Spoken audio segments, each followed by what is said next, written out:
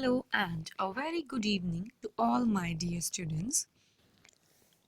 बच्चों, आज हम माइक्रो इकोनॉमिक्स के सेकंड इम्पॉर्टेंट टॉपिक के बारे में पढ़ाई करेंगे, जो है कार्डिनल यूटिलिटी थ्योरी, गणनावाचक उपयोगिता सिद्धांत। हमने मांग के सिद्धांत के बारे में चर्चा की थी कुछ वीडियोस में, और अब हम उपयोगिता के सिद्धांत के बारे में पढ़ेंगे।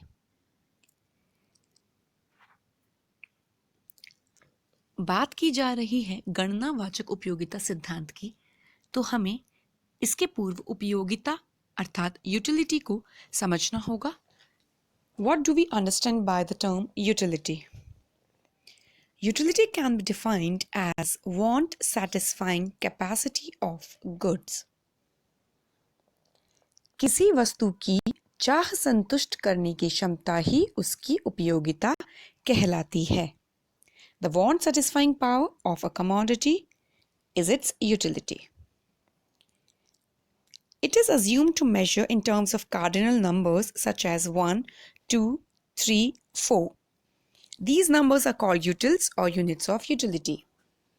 ऐसा माना गया है और हम ऐसा मानते हैं कि उपयोगिता को मापा जा सकता है गणनावाचक उपयोगिता सिद्धांत के अंतर्गत, और इसकी इकाई होती है यूटिल्स। अब बात करते हैं, अर्थ तो हम समझ गए, we have understood the meaning of utility and it is the power of a commodity that satisfy the wants of consumer. और इसे सबसे पहले इंट्रोड्यूस किसने किया? It has been introduced by Jeremy Bentham, एक अर्थशास्त्री थे, और इसे हम मेजर करते हैं यूटिल्स में, और यह एक सब्जेक्टिव एंटिटी है जो अभी हम देखते हैं इसके फीचर्स में या विशेषताओं में। Now will try to find out the features of utility. Utility is subjective, अर्थात प्रत्येक व्यक्ति के लिए या प्रत्येक अलग अलग व्यक्तियों के लिए यह अलग अलग हो सकती है। It is subjective, it can differ from person to person और from commodity to commodity. Utility is relative, ये सापेक्ष है, किसी वस्तु के लिए ज़्यादा किसी वस्तु के लिए कम, अर्थात इसमें तुलना की जा सकती है, सापेक्षिक है। Utility is not essentially usefulness, उपयोगिता का अर्थ हमेशा यूजफुलनेस या ज़रूरतमंद चीज़ से नहीं है। Utility is independent of morality, utility मतलब उपयोगिता नैतिकता से स्वतंत्र है। ओके, तो these were the features of utility जो आपको समझने हैं। अब हम बात करेंगे, उपयोगिता के दो महत्वपूर्ण सिद्धांत होते हैं बच्चों। The first theory of utility is cardinal utility analysis, जिसे हम कहते हैं गणनावाचक उपयोगिता। Cardinal utility analysis is the oldest theory of demand which provides an explanation of consumers' demand for a product and derives the law of demand which establishes an inverse relationship between price and quantity demanded of a product. देखिए, जब बात cardinal utility analysis की आए तो हम यह देखेंगे कि यह गणनावाचक होती है और इसे मापा जा सकता है। अब हम पहले कार्डिनल यूटिलिटी के बारे में कुछ पढ़ते हैं, और मैंने आपको बताया कि दो होती हैं। दूसरा है ऑर्डिनल यूटिलिटी, जिसे कहते हैं क्रमवाचक उपयोगिता। गणनावाचक उपयोगिता सिद्धांत की विवेचना एल्फ्रेड मार्शल ने की। सर्वप्रथम मार्शल ने इस उपयोगिता सिद्धांत के बारे में चर्चा की, इसे मापा जा सकता है। जब हम बात करें कार्डिनल यूटिलिटी एनालिसिस की, तो हमेशा ये बात ध्यान में रखनी है कि इसके अंतर्गत या इस सिद्धांत के प्रतिपादकों द्वारा ये कहा गया है कि जो भी वस्तु से प्राप्त उपयोगिता है उसे मापा जा सकता है, और वो मापने का मापदंड होगा यूटिल्स। ठीक है, under this theory the utility from any commodity can be measured in terms of utils. इस सिद्धांत या इस थियरी के जो एनालिसिस है उसमें दो तरह के सिद्धांतों की चर्चा हम करेंगे। पहला होगा हासमान उपयोगिता का नियम, law of diminishing marginal utility, जिसे हासमान सीमांत उपयोगिता का नियम कहते हैं। फिर बात आएगी, ये क्वांटिटेटिव है, ये गणनावाचक है, इसको क्वांटिफाई किया जा सकता है। बात आएगी ये सब्जेक्टिव है, ये पर्सनल है, व्यक्तिगत है। ये इंसान या एक व्यक्ति से दूसरे व्यक्ति की ओर अगर हम चेंज करें तो इसमें परिवर्तन आ सकता है। It can vary from one person to another. इसके अंतर्गत एक और सिद्धांत पढ़ा जाता है जिसे कहा गया है law of equi marginal utility, सम उपयोगिता या सम सीमांत उपयोगिता सिद्धांत। फिर बात करते हैं हम ऑर्डिनल यूटिलिटी एनालिसिस अर्थात क्रमवाचक उपयोगिता की। इस सिद्धांत का प्रतिपादन J.R. हिक्स और R.G.D. एलन द्वारा किया गया। इस सिद्धांत की चर्चा हम आगे बढ़कर नए वीडियोस में करेंगे, लेकिन हम थोड़ा सा इसका ओवरव्यू ले लेते हैं कि एक ऐसा उपयोगिता का सिद्धांत है जिसके अंतर्गत उपयोगिताओं को मापा नहीं जाता, केवल आप उनकी तुलना कर सकते हैं और क्रम दे सकते हैं, इसीलिए इसे क्रमवाचक उपयोगिता सिद्धांत का नाम दिया गया। और इसके अंतर्गत हम जो स्टडी करते हैं वो एक तटस्थता वक्र की करते हैं और उसका नाम है इंडिफरेंस कर्व एनालिसिस।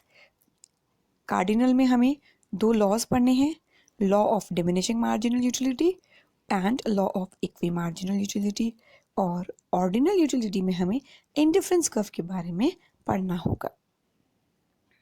अब बात की जाए गणनावाचक सिद्धांत की कुछ मान्यताओं के बारे में। अब हम बात करते हैं इसकी assumptions की। Now we'll try to find out some of the assumptions on which the theory of cardinal utility has been based. The cardinal measurability of utility, उपयोगिता की अंकों में गणना की जा सकती है, ऐसा माना गया है। The hypothesis of independent utilities, स्वतंत्र उपयोगिता की परिकल्पना, बहुत इंपॉर्टेंट है ये कि हमेशा एक यूटिलिटी दूसरे पर निर्भर ना करे, ये सब्जेक्टिव होती है, इंडिपेंडेंट होती है।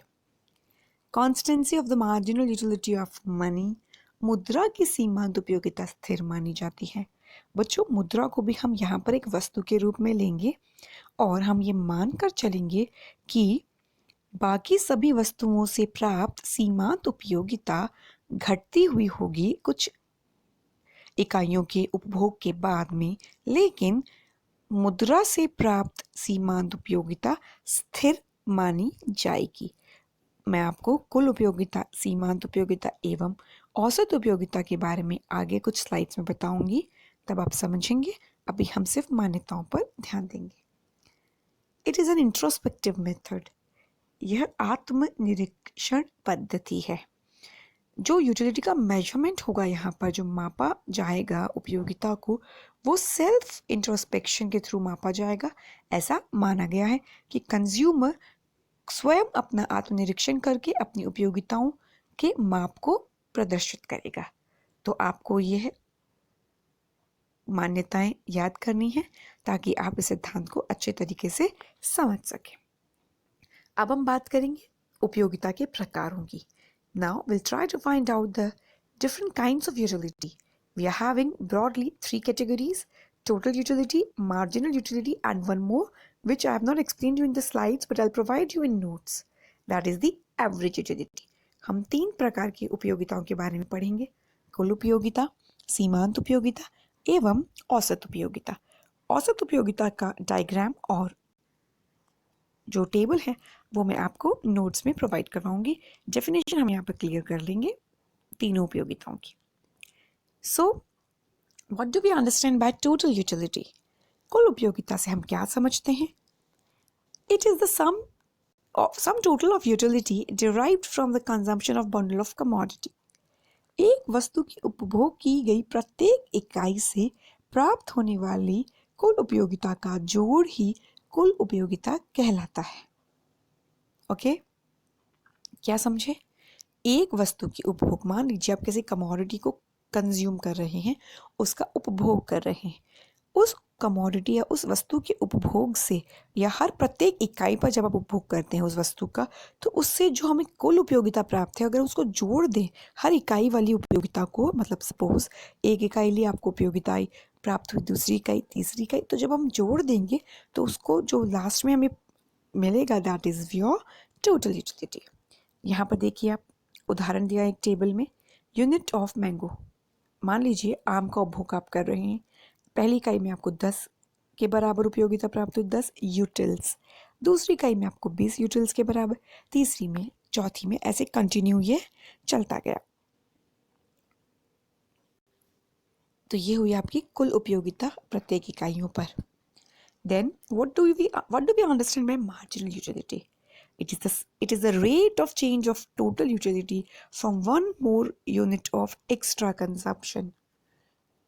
किसी वस्तु की एक अतिरिक्त इकाई लेने पर कुल उपयोगिता में जो परिवर्तन आता है उसे सीमांत उपयोगिता कहा जाता है। Very very very important. किसी वस्तु की एक अतिरिक्त इकाई का उपभोग करने पर कुल उपयोगिता में जो परिवर्तन आएगा उसे ही सीमांत उपयोगिता कहेंगे। तो मार्जिनल यूटिलिटी क्या होता है? Change in total utility. इस टेबल में आपको मैंने बना के नहीं दिया है, आपको इसको खुद बनाना है। हम यहाँ पर क्या करेंगे? चेंज इन TU, अर्थात MU क्या है बच्चों? फॉर्मूला देखिए, MU होगा change in TU upon change in quantity. Okay, कुल उपयोगिता में परिवर्तन डिवाइडेड बाय इकाइयों में परिवर्तन। तो फर्स्ट में जो डैश आएगा, सेकंड में क्या होगा? 10 और 20 में डिफरेंस कितने का आया? 10 का। 1 और 2 में कितने का आया? 1 का। तो 10 अपॉन 1 तो 10 हो जाएगा। फिर 20 और 29 में कितने का डिफरेंस है बच्चों? 9 का। और 2 और 3 में 1 का, तो 9 अपॉन 1 तो 9 हो जाएगा। ऐसे आप अपने नोट्स में मार्जिनल यूटिलिटी का टेबल बनाएंगे टोटल यूटिलिटी की सहायता से। ओके, ये हुआ आपका मार्जिनल यूटिलिटी एनालिसिस। अब आपको इसके डायग्राम्स भी मैं आपको बताऊंगी और हम देखते हैं एवरेज यूटिलिटी क्या होता है। व्हाट इज औसत उपयोगिता? बच्चों, औसत उपयोगिता जो है वो होता है, अगर हम उसे समझें तो हम कहेंगे कि कुल उपयोगिता में जब हम इकाई का, प्रत्येक वस्तु की उपभोग की इकाई का भाग देंगे तो हमें औसत उपयोगिता प्राप्त होगी। ओके, अब हम देखेंगे कुल उपयोगिता, औसत उपयोगिता और सीमांत उपयोगिता के डायग्राम्स, जो आपको मैं इस स्लाइड में भी दिखाऊंगी और नेक्स्ट स्लाइड में भी हम इसको देखने का प्रयत्न करेंगे। फिर अभी मैं आपको रिलेशनशिप बताती हूँ कुल उपयोगिता और सीमांत उपयोगिता में। बच्चों, अब हम एक टेबुलर फॉर्म में और डायग्राम से TU, MU और AU को समझते हैं। हमने यहाँ पर 4 कॉलम्स बनाए हैं। क्वांटिटी है 1, 2, 3, 4, 5, 6 एंड 7। एक एक इकाई के अतिरिक्त उपभोग जैसे जैसे कर रहे हैं तो हमारी कुल उपयोगिता अर्थात टोटल यूटिलिटी देखिए, 10 से बढ़ के 18, 18 से बढ़कर 24, फिर 28, फिर 30, फिर 30 और फिर 28 हो गई। अब हम बात करेंगे कि सीमांत उपयोगिता अर्थात मार्जिनल यूटिलिटी कैसे निकालते हैं। अभी मैंने आपको पिछली स्लाइड में बताया था, delta TU divided by delta Q, अर्थात कुल उपयोगिता में परिवर्तन को जब हम डिवाइड करेंगे मात्रा में परिवर्तन से तो हमें सीमांत उपयोगिता प्राप्त हो जाएगी। तो देखिए आप, 10 और 18 में कितने का डिफरेंस है, कितना परिवर्तन है? 8। और 1 से 2 में कितने का हुआ? 1। तो 8 डिवाइडेड बाय 1 कितना आया? 8। फिर ऐसे ही धीरे धीरे हम आगे निकालेंगे। 18 और 24 में 6 का और यहाँ पर 1 का हुआ क्वांटिटी में। फिर 24 और 28 में 4 का, क्वांटिटी में 1 का हुआ। फिर 28 और 30 में 2 का और मात्रा में फिर से 1 का। 30 और 30 में कोई अंतर नहीं है, इसलिए 0, क्योंकि जब 0 को हम 1 से भाग देंगे तो उसका आंसर भी 0 आएगा। फिर 30 से जब 28 हुआ तो क्या हुआ बच्चों? -2 हुआ। कम हुआ ना, परिवर्तन तो हुआ, लेकिन वो परिवर्तन कैसा था? ऋणात्मक था। तो इस तरीके से आपकी सीमांत उपयोगिता ज्ञात की जा सकती है कुल उपयोगिता में परिवर्तन और मात्रा में परिवर्तन के भाग से। अब देखिए AU, एवरेज यूटिलिटी अर्थात औसत उपयोगिता। ये मैंने आपको बताया था, जब हम प्रत्येक इकाई के लिए कुल उपयोगिता को इकाई से भाग दें। 10 divided by 1 is equals to 10।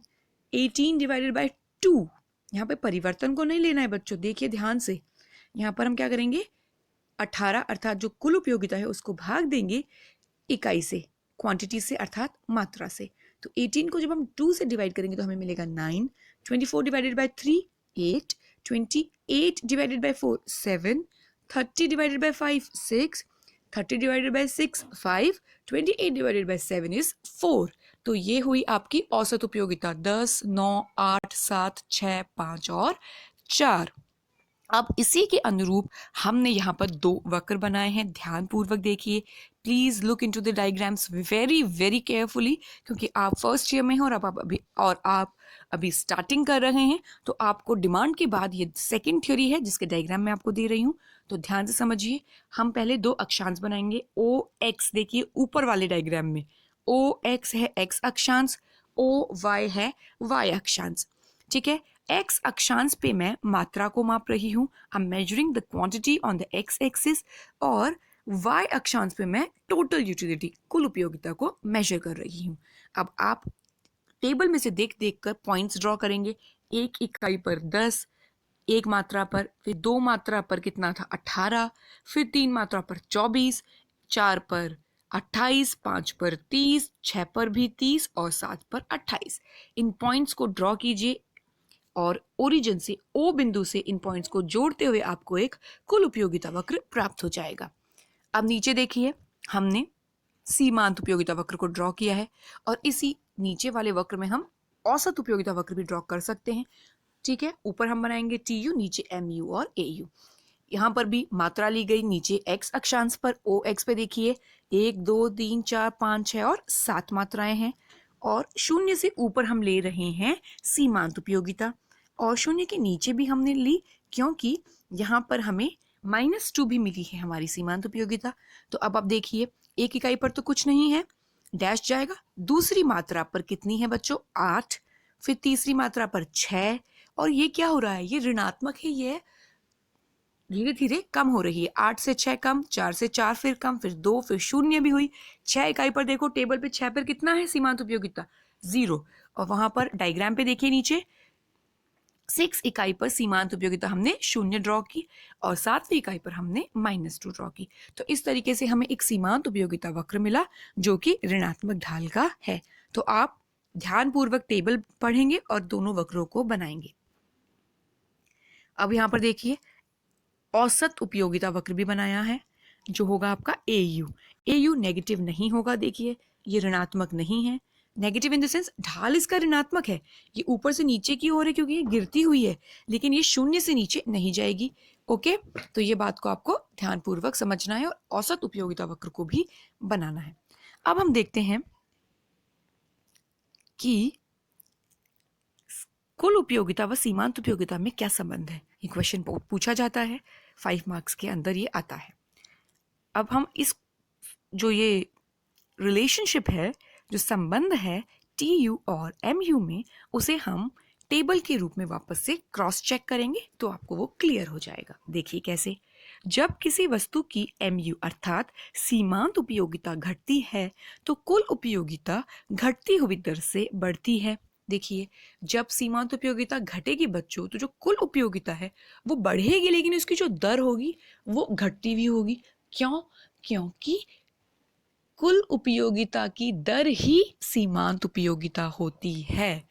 ये आप कैसे समझे, मान लीजिए 10 के बाद ये 18 ना होकर के 22 होती, फिर 22 के बाद सपोज 34 होती, तो जब आप चेंज देखेंगे तो आपकी जो सीमांत उपयोगिता आएगी वो घटती भी नहीं आएगी, वो बढ़ती भी आएगी। कैसे? 10 से 22 में कितने का गैप? 12 का। 22 से 34 में 14 का।